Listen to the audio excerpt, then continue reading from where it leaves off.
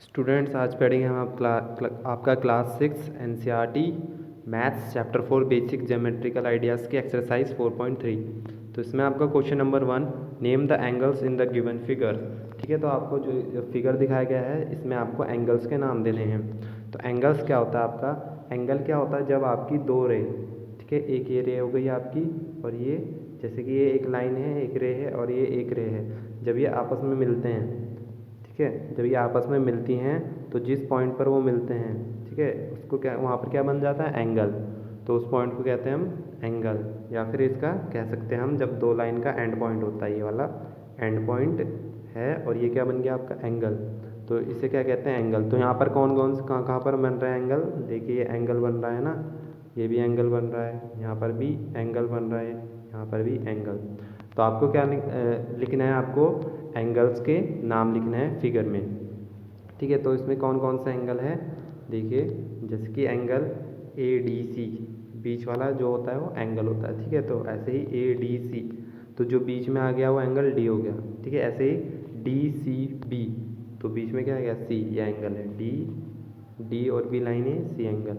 ठीक है, ऐसे ही सी बी ए, सी बी ए, तो बी बीच में आ गया तो मतलब बी एंगल की बात हो रही है।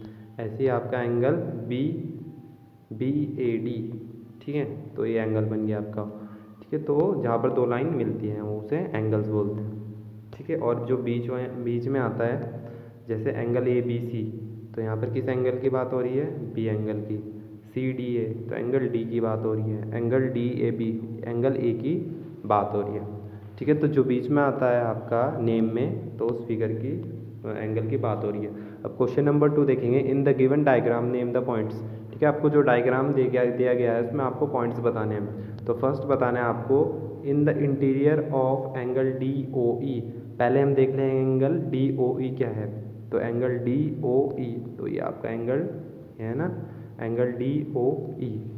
तो आपको बताना है इन द इंटीरियर, ठीक है, पॉइंट्स बताने हैं आपको, इसके अंदर कौन सा पॉइंट है। तो इसके अंदर सिर्फ एक ही पॉइंट दिखाई दे रहा है आपको, है ना, ए। बी पॉइंट तो आपकी कौन सी? ओ ई रे पे है ना, ओ ई रे पे। ठीक है, ये तो इस पे ही है बी पॉइंट, पर हमें सिर्फ क्या पूछा है? अंदर पूछा है। तो एंगल डी ओ ई के अंदर कौन सा है? आपका ए पॉइंट। ठीक है, तो आपका बी है। Point exterior of angle E of, angle E O F, E O F के बाहर जो आपके पॉइंट्स हैं, तो ये हो गया आपका ई ओ एफ। और इसके बाहर कौन कौन से पॉइंट है? आपका सी हो गया, ए हो गया और टी हो गया। ठीक है, तो इसमें दो एंगल्स बन रहे थे, तो एंगल ई ओ एफ के बाहर हमें पॉइंट्स बताने थे। तो बाहर पॉइंट कौन कौन से हैं? D A C A D, तो हमने लिख दिया यहाँ पर C A D. Points on E O F, E O F पे कौन सा पॉइंट है आपका? ई ओ एफ पे एक ही पॉइंट हमारा, वो है बी, है ना, तो लिख देंगे। नहीं, आपको इस पर सब पॉइंट्स के नाम बताने हैं। ठीक है, तो कौन कौन से पॉइंट्स हैं यहाँ पर? एंगल ई ओ एफ पे ई बी है, बी बी है, ओ बी है और एफ, तो लिख देंगे यहाँ पर E O B F. Question number 3 आपको, draw rough diagram of two angle such that they have one common point in common. ठीक है, तो आपको दो रफ डायग्राम बनाना है एंगल्स का, ताकि आपको पता चल सके कि उसका एक ही पॉइंट कॉमन है। तो एक पॉइंट कॉमन मीन्स जो दो एंगल्स बनाओगे आप, ठीक है, उसमें कोई भी एक पॉइंट कॉमन आना चाहिए।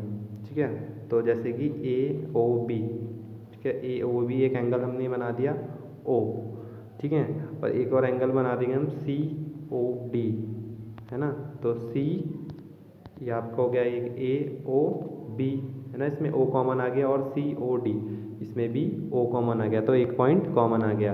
अब आप बोलेंगे कि सर हम ऐसे भी बना सकते थे, ऐसे करके ना, जैसे ए ओ बी और सी ओ डी, है ना, पर इसमें क्या होता देखिए, अगर ए ओ बी होता और सी ओ बी होता, तो ओ बी दो पॉइंट्स कॉमन आ जाते, ओ और बी, है ना, तो हमें सिर्फ एक पॉइंट कॉमन बताना था, इसलिए हमने अलग अलग बनाए हैं। अब देखिए 2 पॉइंट्स इन कॉमन, अब 2 पॉइंट्स कॉमन होने चाहिए। ठीक है, जो एंगल्स बनाओगे आप उसमें 2 पॉइंट्स कॉमन होना चाहिए।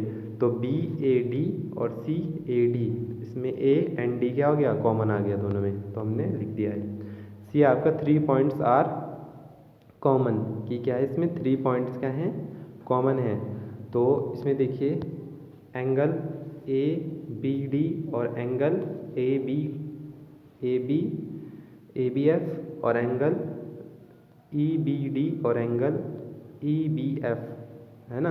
तो इसमें 3 पॉइंट्स कौन कौन से कॉमन आ गए आपके, बी डी और एफ, ठीक है, चूँकि ये तीनों में आ रहे हैं। देखिए जैसे एंगल ए बी डी एक एंगल हो गया, है ना, और ए बी एफ एक एंगल हो गया, है ना। तो इसमें बी भी कॉमन आ रहा है, डी भी कॉमन आ रहा है, एफ। अब देखिए ई बी डी में बी डी कॉमन आ गया, है ना, और ए बी एफ में एफ भी कॉमन आ गया। तो दोनों एंगल्स में हमारा बी डी और एफ कॉमन आ गए, 4 पॉइंट्स कॉमन है आपके। तो ऐसे ही एक एक एंगल करके पढ़ेंगे, B O D, B O C, B O A. ऐसे ही यहाँ से भी क्या पढ़ेंगे हम एंगल्स को, ई ओ डी, फिर दूसरा एंगल ई ओ सी और एंगल ई ओ ए, है ना। तो ओ डी सी और ए कॉमन आ गया इसमें, 1 रे इज कॉमन, ठीक है। 2 एंगल्स में 1 रे कॉमन आनी चाहिए, तो एक रे ऐसे बना देंगे हम, है ना। तो बी ओ ए और सी ओ ए, तो ओ ए एक रे है जो कॉमन है दोनों में, ठीक है।